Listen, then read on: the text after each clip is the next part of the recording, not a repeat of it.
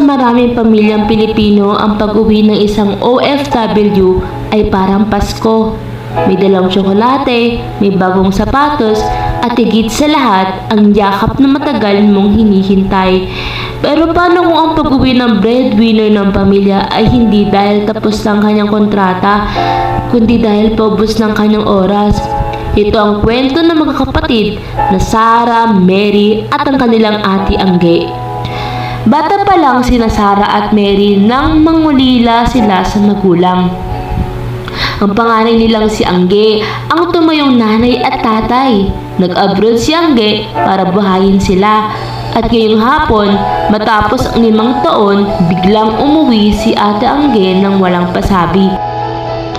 Mary, ayusin mo naman yung pagkain. Nakahanda sa lamesa. Parating na raw si ate Angge mula sa airport. Sabi ng driver, nang loading na sinakyan niya, malapit na raw sila. Opo, Ate Sarah, ulang na lang mag-good carpet tayo dito sa alay. Grabe, hindi po rin ako makapaniwala.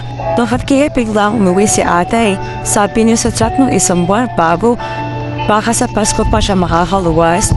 Baka ma-miss lang talaga tayo. Tsaka mabuti na rin yun para makapagpahinga naman si ate dito sa Pilipinas.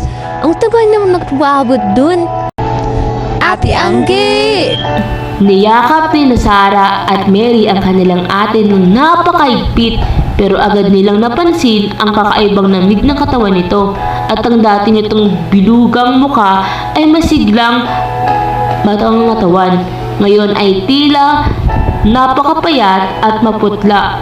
Sarah, Mary, ang lalaki niyo na. Namiss ko kayo ng sobra.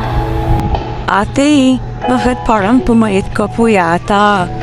Doyet ko pa rin, tsaka bakit may suot kang bandana sa ulo? Mainit naman ngayon ah. Uso kasi ito sa abroad, Mary. Trip ko lang, tsaka syempre, stress sa trabaho, medyo nabawasan ng timbang, pero okay lang si ate. Ang mahalaga magkakasama na tayo ngayon. Lumipas ang unang gabi. Akala na Sarah at Mary ay pagod lang sa biyahe sa Angge. Kaya maaga itong natulog. Kinabukasan, habang natutulog pa si Angge, napagpasyahan ni Sarah na ayusin ang mga gamit na dinala ng kanilang ate sa kwarto nito. Ate Sarah, tinan mo itong bag na Ate Angge. Wala masyadong pasalubong na damit.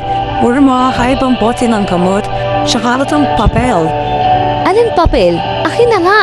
Medical Report and Ecology Department, Stage 3 Cancer. Mary, ano to? Cancer, Ate Sarah. Hindi pa malasakit yan. Kaya ate, Angge pa yan. Bakit hindi niya sinabi sa atin yan? Sa sandaling iyon, nagtagpo ang mata ni Sarah at Mary. Ang takot, ang gulat, at ang katotohanan ay biglang pumasok sa maliliit nilang tahanan.